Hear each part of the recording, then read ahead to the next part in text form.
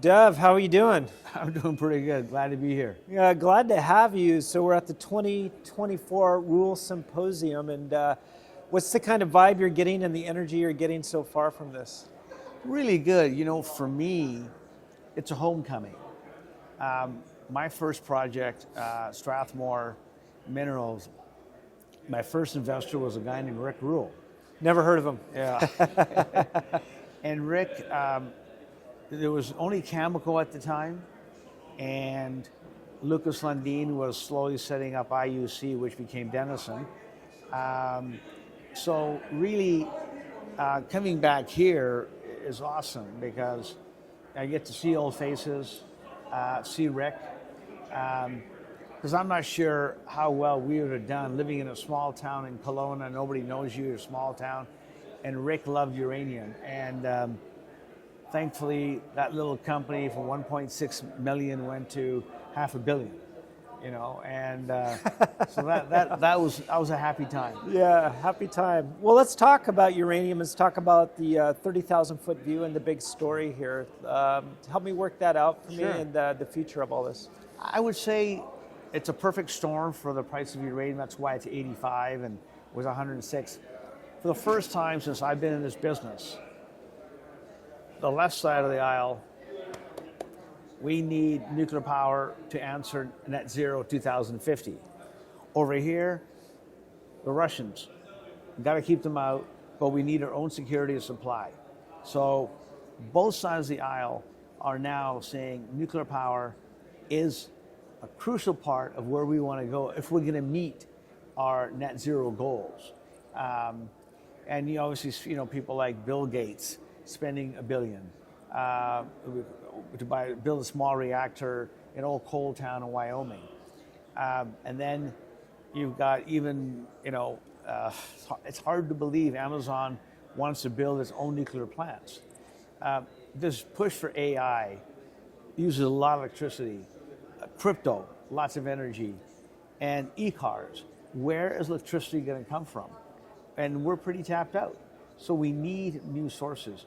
The other nice thing about nuclear power, it's baseload power. Unlike renewables, we can't tell the wind to blow or blow harder, but nuclear just turn the dial. It's got a huge baseload power, so it's the only one doesn't leave a footprint, and we worry about our own waste. Whereas when you finish with these big windmills, where do you put them? And what about the cost of building the solar panels? So from shallow perspective, it looks good, this alternatives, but they're very costly, whereas nuclear power, it's much better. But it's finally great that the left side of the aisle is pushing, hey, we got to get nuclear power, more investment. Every country's doing it, whether it's Japan and China, and you know, mostly uranium in Kazakhstan goes to China. We never see it. Right. Well, uranium, let's work that out too, is uranium had such a great run here for the past 6 to 9 months. Right. Project that forward here. I mean, where are we at, I guess, in that ball game here? Sure. Well, we went to 106 from 40, which was a huge run. And then it's settled back here. It's also seasonality. Uranium in the summer always is low, right? Come September when the WNA conference in London happens, all the excitement comes back. So it has been a seasonality to it, but honestly, for investors, this is the time to buy. Like, I'm one of those guys that buys trucks in the summer and my convertibles in the winter, you know, and or if we're at best places to go to Palm Spring, it's a ghost town there, and the dealers have got all this product. So, but I'm a contrarian. But like Rick always said, you're a contrarian or you're sheep. Pick Right. which one you want to be. And to me, obviously, we're contrarians, and now it's become more the flavor. So all that means is your market cap moves up. That's what it really means. Right. Well, let's talk specifically about that then. Sure. What's the differentiator, and why do you guys have an edge here? Well, we started off as a company called Strathmore. We spun out the Canadian assets into a company called Fission Energy, we'll call F1, sold the other to Energy Fuels. F1 made a discovery, the J Zone, sold that to Lucas. We put in like 5 million, sold for 88 million. Then we took the non-core assets, put them into FCU, which last week announced being taken over for 1.1 billion. I was the founding CEO and chairman, et cetera. Then we took all those non-core assets, became F3, what we are today. Mm-hmm. F3 has the non-core assets of FCU. But those are huge assets. Yeah. You know, we got about 16 projects. So we're actually taking about 3/4 of them, spinning them out into F4, hopefully this fall. And we keep F3. F3 discovered the JR zone, you know, some pretty sweet numbers in there. You know, whether it's 7 meters or 15%, or it's high grade uranium. It's a high grade zone. The challenge is we need to find more. I think you need to have about 50 million pounds of where you build a mill. Now, good news is it's not that far, about 12, 13 miles from NextGen and RRR.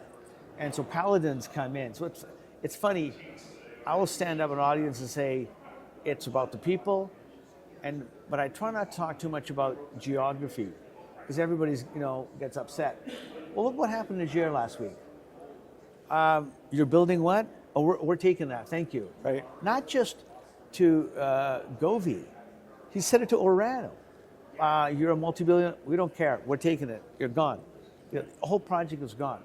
So we don't have any political risk in Canada like we have that. At the Athabasca, we have 70 years of mining. So we've got a team that's made 3 discoveries, 35 million in the bank, and we have a massive amount of land to work through. You don't need a lot of land in the Athabasca.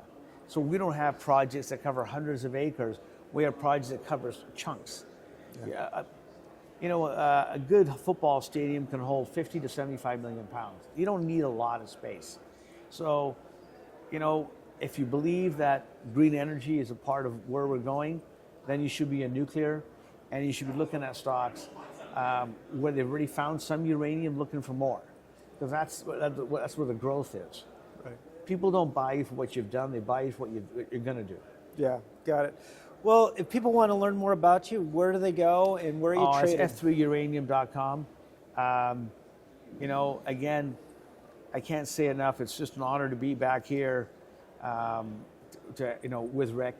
You know, he's, you know, I remember my first trip flying down. I can't remember what the airline was. I stayed at a Super 8 motel, saw Rick, and ran back, got the first flight back to, you know, whatever. But that was typical. The old days, there wasn't these conferences as much. So it's kind of fun to be here with Rick at Boca Raton versus a Super 8 motel in San Diego. Well, we're talking to a legend. It's just an honor to have you on here. Thanks. Yeah, you bet. I hope the viewers check you guys out. And again, just go to your website, which is F3 Uranium. F3 Uranium, and I'll put all of this in the show notes. Thanks so much again, Deb. Thanks for having me on. Thank you very much. Thank you. Take care.